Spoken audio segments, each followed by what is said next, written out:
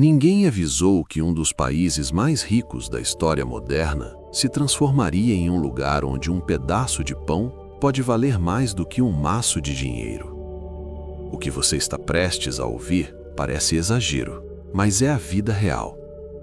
Um território onde bilhões de dólares em petróleo dormem sob o solo, enquanto pessoas disputam comida nas ruas. Um país onde a palavra sobrevivência deixou de ser metáfora e virou rotina diária.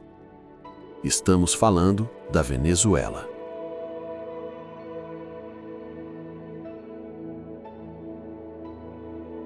Existe algo profundamente perturbador em caminhar por uma terra abençoada com recursos naturais quase infinitos e, ao mesmo tempo, sentir o peso constante da escassez. A Venezuela não é apenas um país em crise. Ela é um paradoxo vivo. Um lugar onde o passado prometia riqueza eterna e o presente cobra um preço alto demais por cada decisão tomada. Aqui, nada é simples.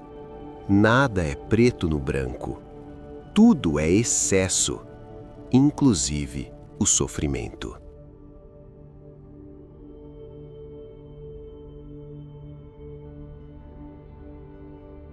Pouca gente sabe que, durante boa parte do século XX, a Venezuela era vista como o futuro da América Latina.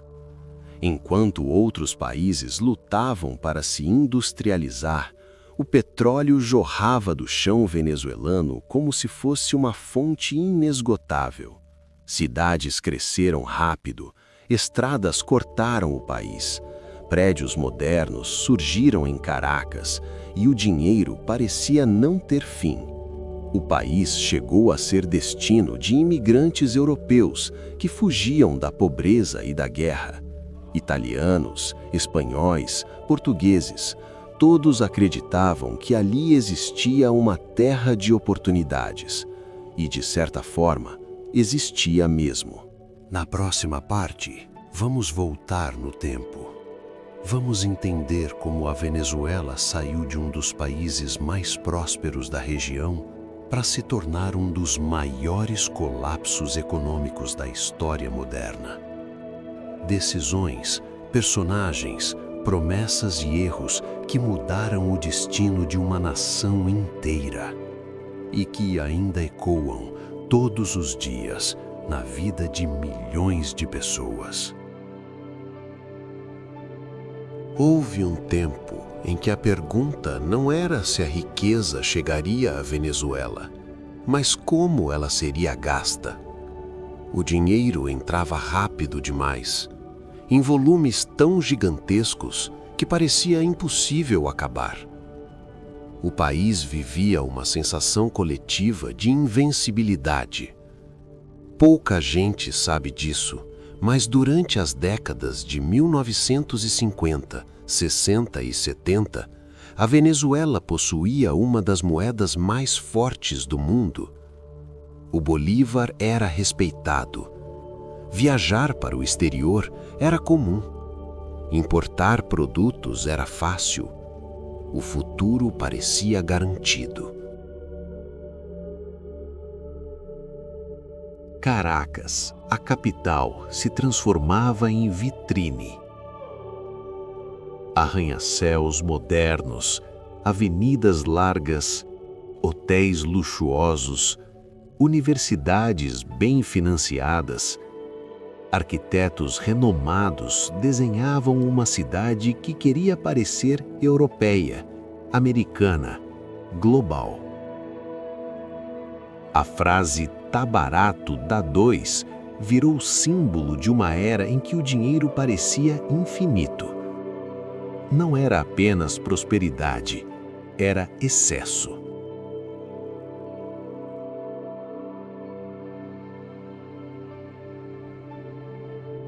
O petróleo mudou tudo. Quando foi descoberto em larga escala no início do século XX, ninguém imaginava o impacto que ele teria. Em poucos anos, a Venezuela deixou de ser um país agrícola para se tornar um gigante energético. Multinacionais chegaram, poços foram perfurados, refinarias erguidas. O mundo passou a depender daquele solo escuro e viscoso. Na próxima parte, vamos entrar na vida real das ruas, no cotidiano de quem ficou. Como se come, como se trabalha, como se adoece e como se sobrevive em um país onde o dinheiro perdeu o sentido e a normalidade desapareceu. A crise não bateu à porta da Venezuela de uma vez. Ela entrou devagar, quase pedindo licença, até se sentar no sofá e nunca mais ir embora. Hoje, ela acorda junto com as pessoas, dorme com elas e acompanha cada decisão cotidiana. Não é um evento extraordinário. É o pano de fundo permanente da vida. O dia começa cedo, muito cedo. Não por produtividade, mas por necessidade. Quem quer comprar comida precisa acordar antes do sol, porque nunca se sabe quando o produto vai aparecer, nem quanto tempo vai durar. Filas se formam sem aviso. Às vezes, não há certeza sequer do que será vendido. As pessoas entram na fila primeiro, perguntam depois. É assim que se vive quando a previsibilidade desaparece. Na próxima parte, vamos olhar além da crise visível.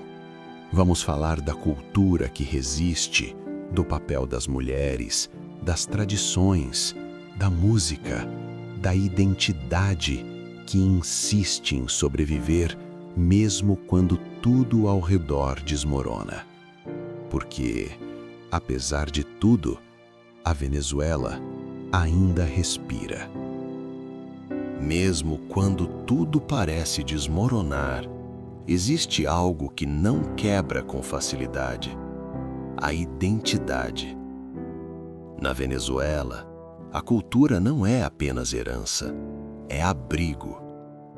É ela que impede que a crise transforme as pessoas apenas em números ou estatísticas.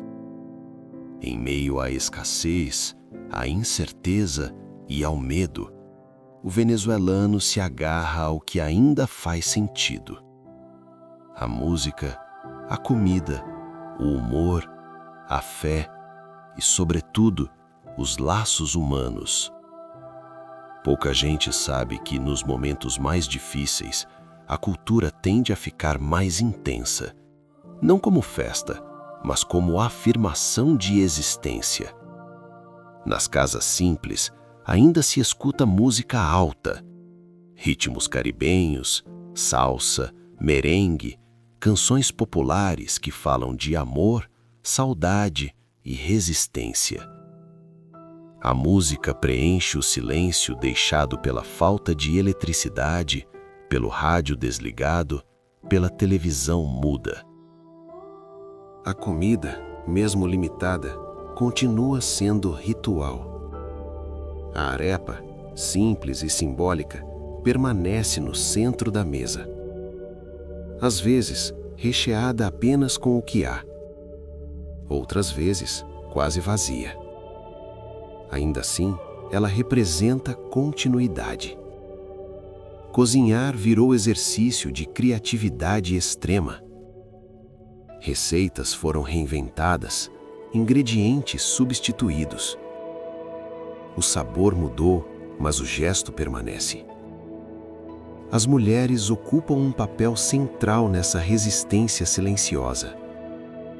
São elas que sustentam o cotidiano emocional das famílias.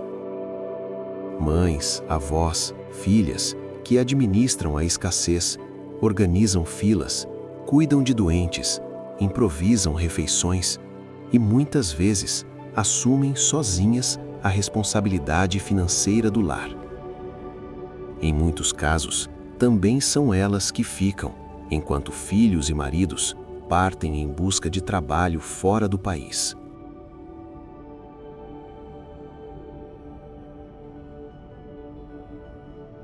Na próxima parte, vamos falar do que poucos mostram: as curiosidades, os contrastes absurdos, o turismo improvável, os lugares de beleza extrema em um país ferido, e os desafios que tornam esse cenário tão contraditório quanto fascinante.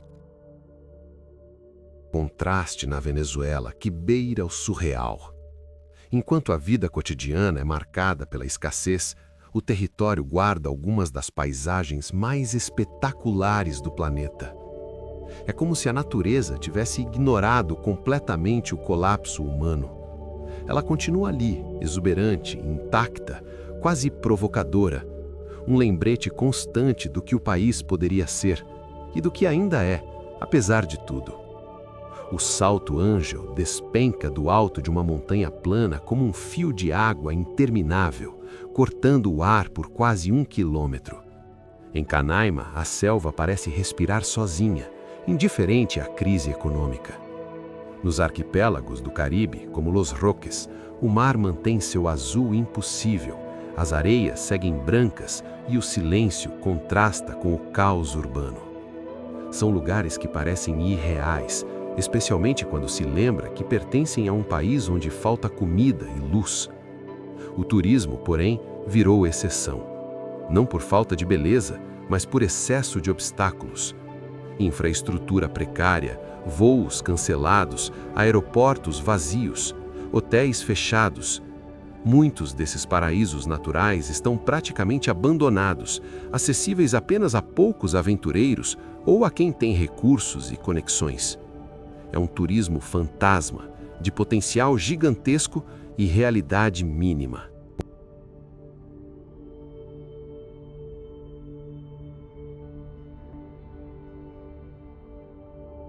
Nas cidades, os contrastes são ainda mais brutais. Em Caracas, bairros luxuosos continuam de pé, protegidos por muros altos e segurança privada. Restaurantes sofisticados funcionam para quem paga em dólar. Carros caros circulam por avenidas esburacadas. A poucos quilômetros dali, comunidades inteiras vivem sem água constante, sem eletricidade estável, sem acesso a serviços básicos. Dois mundos coexistindo no mesmo espaço, quase sem se tocar. Na próxima e última parte, vamos encarar a pergunta que ecoa dentro e fora do país. Existe saída? O que o futuro reserva para uma nação tão rica, tão ferida e tão resistente? E o que a Venezuela nos ensina sobre poder, escolhas e consequências?